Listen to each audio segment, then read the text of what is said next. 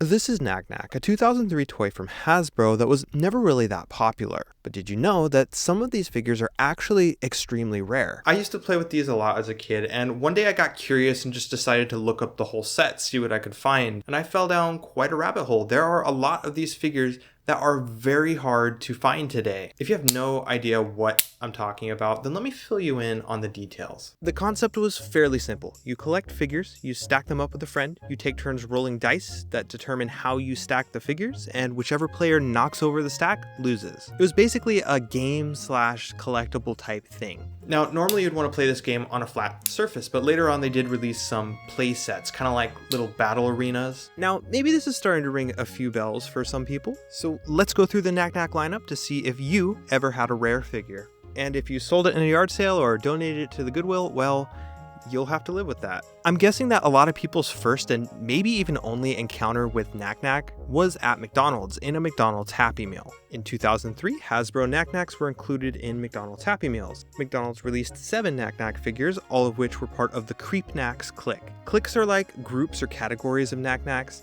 Since these ones are all creepy monsters, they're the Creepnaks. The McDonald's figures were unique to the regular figures that you would get from the store. For starters, you had to apply some of the stickers yourself on these ones. Also, their heads were able to rotate, which was kind of weird because normal figures couldn't do that. Maybe it's because they're Creepnaks. Aside from these differences, they just seemed all around cheaper than the normal figures. I like to refer to these as the yucky Naknaks. Nobody really likes these ones. All of the McDonald's toys are considered extremely common. You can find them in a quick search on eBay. Now, the majority of the figures that you would find in booster packs like this really weren't that rare either. When it comes to these figures, the general rule is that the earlier the figure is, the more common it is. This is because all the old figures kept getting re-released in new booster packs, while the new figures just kind of trickled out. The vast majority of Naknak figures are very easy to find. However, before we talk about some of the extremely rare figures, I want to talk about some of the figures that are fairly uncommon. Chameleonak is an exclusive figure that comes with the Wave Rocker playset. He's also one of only a few figures that has different variants. So most figures kind of followed this rule where they were only ever one color, but there was a couple that came in different colors. The most obvious one is Chameleonak. Now, you could argue this is probably on purpose because it's like a chameleon, but this figure came in every single color except for gray. I've never seen it in gray. Now, another one, the Soldiernak. This is one of the first figures I noticed that actually had color variation.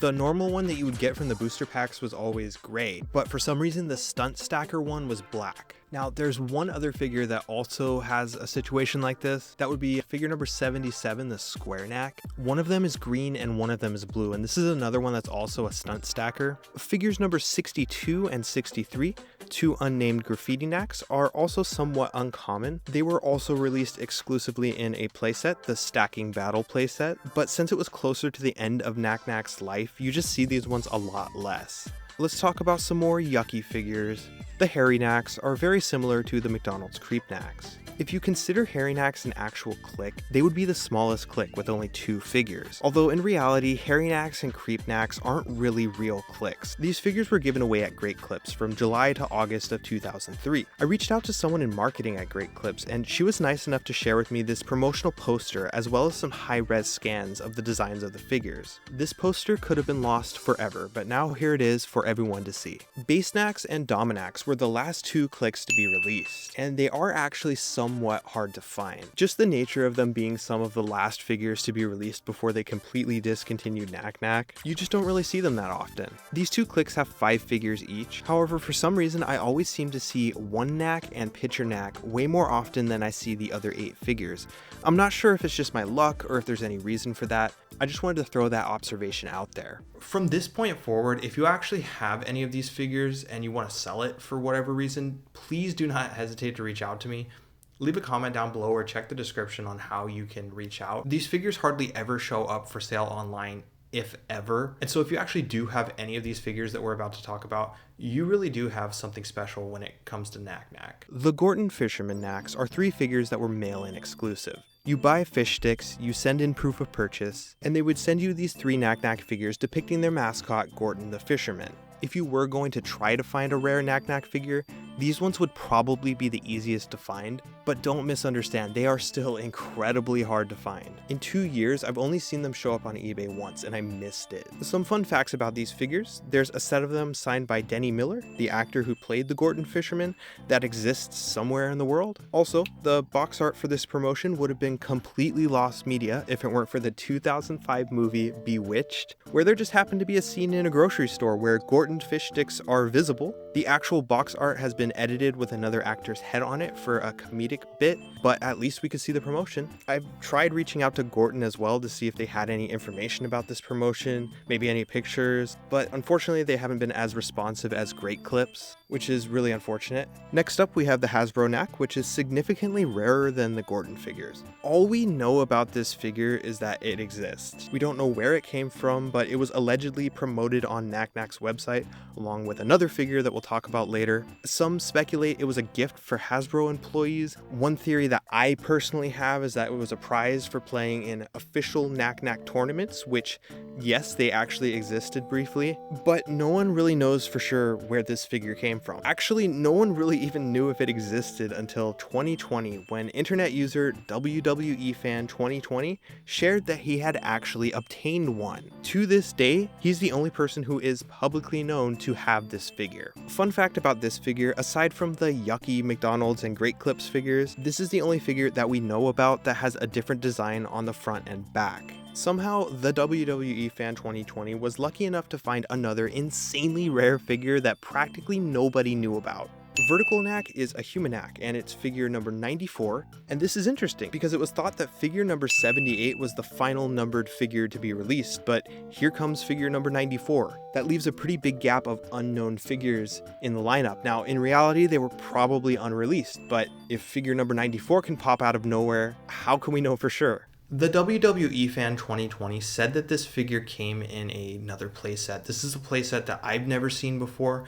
This is a playset that he says he wasn't familiar with. And as far as I could tell, there aren't any pictures online of this playset. And there aren't even any pictures of the figure other than the one he posted. So if you do know more about this, definitely reach out. Any information would be appreciated. The Today Show Knack.